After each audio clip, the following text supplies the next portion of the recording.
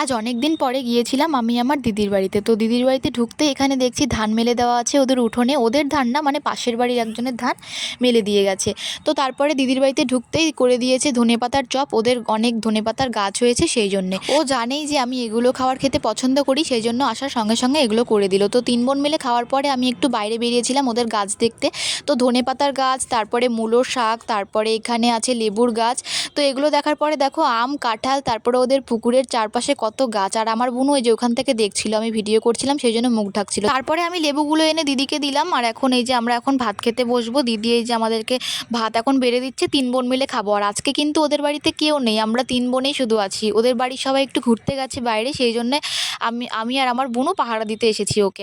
আর ওকে তো এখন একা রাখাই যাবে না এই সময়। তো তারপরে আর ভিডিও করা হয়নি। তিন বোনে অনেক গল্প টল্প করে তারপরে রাত্রে আবার খেতে বসে পড়েছি আমরা। তো আজকের ভিডিওটা কেমন লাগলো তোমরা জানিও। সবাইকে টাটা।